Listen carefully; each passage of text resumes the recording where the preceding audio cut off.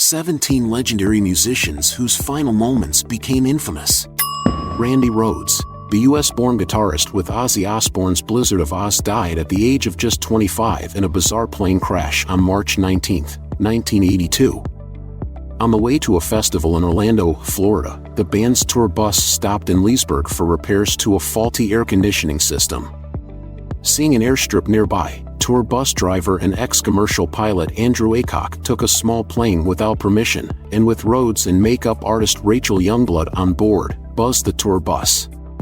One of the plane's wings clipped the top of the bus and it plowed into a garage. Everyone on board was killed instantly. Keith Relf, the vocalist with British blues rockers the Yardbirds, was famous for co-writing Shapes of Things and for singing an early version of what would become the Led Zeppelin classic Dazed and Confused. Relf died in 1976 at the age of 33 when he was electrocuted in the basement of his home in London while playing an electric guitar that wasn't properly grounded. The fact that Relf was in poor health generally, he suffered from emphysema and asthma throughout his life, most likely contributed to his being unable to survive the shock. Terry Kath, a founding member of American rock band Chicago, guitarist Kath died in Woodland Hills, California, at the age of 31. His tendency for drug use was widely known. But it was another love, of guns, that got him in the end.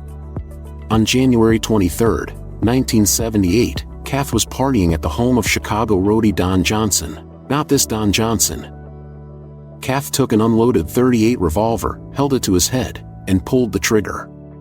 He then moved on to a semi-automatic 9mm pistol, and believing the magazine to be empty, started the same routine.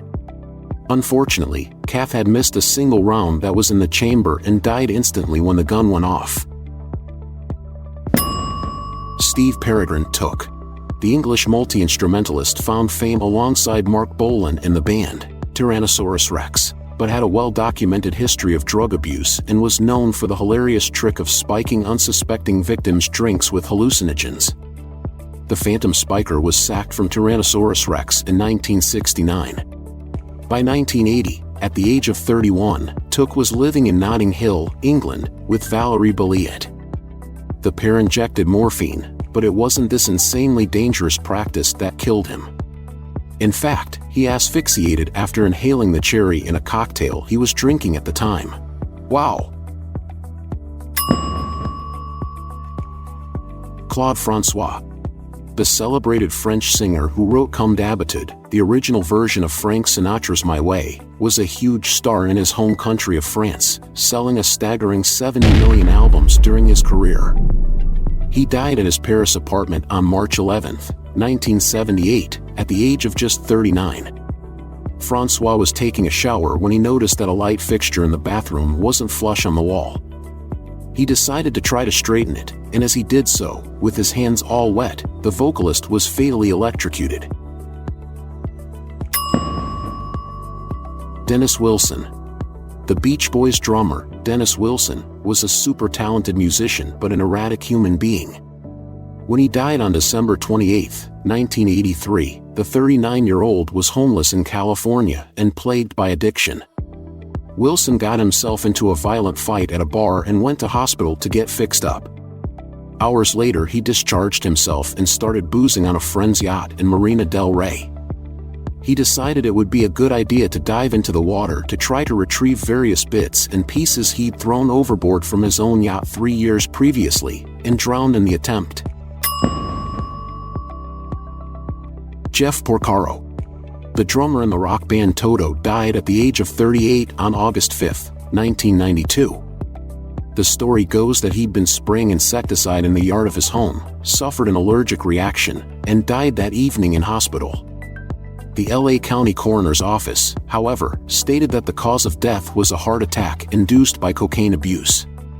Surviving band members and family vigorously denied this, saying that while Porcaro did use cocaine, in no way was he a heavy abuser. Porcaro had a congenital cardiac condition, and 2 of his uncles passed away at the age of 40 from heart disease, according to Toto guitarist Steve Lukather. Michael Hutchence. The Australian sex symbol and lead singer of the band INXS committed suicide on November 27, 1997 at the age of 37. The inquest into Hutchins' death at the Ritz-Carlton Hotel in Sydney, Australia concluded that he killed himself while depressed and under the influence of alcohol and other drugs. Why was he depressed? Hutchins was caught in the middle of a messy separation between his girlfriend Paula Yates and Bob Geldof, the lead singer of the Irish rock band the Boomtown Rats. He was found in a kneeling position facing the door, hanged by his own snakeskin belt. Yates later claimed Hutchins hadn't wanted to kill himself and had died accidentally in a solitary sex game. Randy California. The guitarist of the rock band Spirit was one of the faces of the late 60s hippie movement in the U.S. But despite the well-known substance abuse of the era, California died in 1997 at the age of 45 in a tragic accident. While swimming in the Pacific Ocean on January 2 at Molokai, Hawaii, near his mom's house, the musician and his 12-year-old son Quinn got into difficulty when a rip current took hold. California managed to save his son by pushing him to the shore, but couldn't save himself and drowned. Side note, Randy California was born as Randy Craig Wolf. He had played in Jimi Hendrix's band Jimmy James and the Blue Flames. The stage name Randy California was given to him by Hendrix to distinguish him from another Randy in the band, Randy Palmer, whom Hendrix dubbed Randy Texas. Jeff Buckley. He was the son of 60s solo artist Tim Buckley. Jeff Buckley, guitarist, singer and songwriter, died at the age of just 30 on May 29, 1997. Already known for his soulful writing and extraordinary sweeping voice, Buckley made the fatal decision to go swimming wearing clothes and boots in Wolf River Harbor, a water channel in the Mississippi River near Memphis, Tennessee. Roadie Keith Foti was on the banks when he noticed that the singer had disappeared. His body was finally found on June 4 by two locals. The autopsy established that there was no sign of either drugs or alcohol in Buckley's system. Dimebag Darrell. His real name was Darrell Abbott. He was the guitarist of Texas thrash metal band Pantera. He died in the most unusual circumstances on December 8, 2004. Pantera had disbanded in 2003 and Darrell was performing live with his new band, Damage Plan, at the Alrosa Villa in Columbus, Ohio. Not long after the band had started their set, a 25-year-old former Marine, Nathan Gale, shot Dimebag Darrell with a 9mm Beretta pistol. Darrell took 3 bullets to the head and died instantly. Gale went on to kill 4 people in total and wounded 7 others before police officers shot him dead. Side note, Darrell Abbott originally went by the name Diamond Darrell, but that just didn't seem to fit his developing sound. He had a fondness for marijuana, so Abbott changed his nickname to Dimebag, a slang word for $10 worth of cannabis at the time, in 1994. Mike Edwards.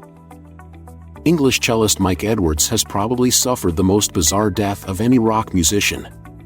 He was a member of the band Electric Light Orchestra in its early years. He was with the band from 1972 to 1975. After leaving the band, he moved to Devon, England to work on a number of projects and to teach the cello and violin. About 35 years ago, I was playing with a band called ELO, and Martin Kinch is here visiting me today in my house in Devon. Edwards was driving a van when a cylindrical hay bale weighing 1,300 pounds rolled down a hillside and collided with his vehicle. As a result, Edwards died on September 3, 2010 at the age of 62, near his home in Totnes. A court case concluding on November 19, 2012 resulted in 2 defendants being found not guilty of health and safety charges relating to the accident. Samong Tresatha. Thai black metal band Surrender of Divinity's bassist and vocalist Samong Tresatha was stabbed to death in his own home on January 8, 2014. He was 36 years old. According to the musician's wife, a fan named Procom Harnfenbusakorn had come round for a drink and to talk about getting some t-shirts printed. After she put the couple's child to bed, she went to check on her husband and found him lying on the floor in a pool of blood. A Facebook user then posted a photo of the body on the social networking site and wrote a confession saying they had killed the musician because he played black metal and wasn't a true Satanist. He also said, "If I did not kill him, I'm sure you would be murdered by someone else later." Sandy Denny. She was a hugely respected member of the English folk rock band Fairport Convention. She also sang on the Led Zeppelin song Battle of Evermore but wasn't in the best of health by the time she hit 30. Known for her drinking and cocaine abuse, Denny's behavior had become erratic when she went on holiday with her parents and her baby Georgia in March of 1978. She fell down a staircase and hit her head on concrete. The doctor treating her prescribed a painkiller called Distalgesic, which was dangerous when mixed with alcohol. On April 17, Sandy collapsed at the home of her friend Miranda Ward and died 4 days later in a Wimbledon hospital at the age of just 31. Stiv Bators. The American vocalist of both the Dead Boys and Lords of the New Church had almost died on stage once, when a stunt designed to look like he was hanging himself went wrong. Bators was pronounced clinically dead for a number of minutes, but miraculously survived. After such a lucky escape, Bators' actual death at the age of 40 seems almost predictable. He was run over by a taxi in Paris and was sent to hospital. Bators waited for hours, but eventually left without seeing a doctor. He died in his sleep on June 4, 1990 as a result of the concussion. Kirsty MacColl. The English singer-songwriter's unforgettable duet with the Pogue singer Shane MacGowan on Fairy Tale of New York had turned her into a household name. Sadly, she died at the age of 41 when a speedboat hit her. On December 18, 2000, MacColl was on holiday in Cozumel, Mexico with her sons and partner. Despite being in a designated diving zone with restricted entry, a speedboat entered the area. MacColl saw that it was heading directly for her eldest son, Jamie, and managed to push him out of the way. But she was struck by the boat herself and died instantly. Euronymous. Øystein Aarseth, also known as Euronymous, was a Norwegian black metal guitarist in the band Mayhem. Having got himself into a silly feud with another Norwegian black metal singer, Vard Vikernes, also known as Count Grisnak, things degenerated to the point where on the night of August 10, 1993, Vikernes drove to Aarseth's apartment in Toyengata, Norway, and knifed him outside the front door.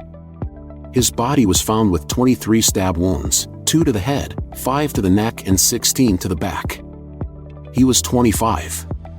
Vikernes was arrested 9 days later and was eventually sentenced to 21 years in prison. Thank you for watching.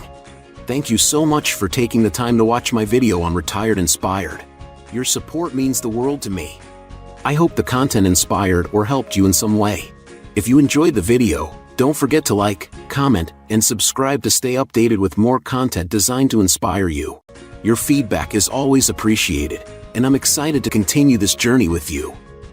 Stay inspired.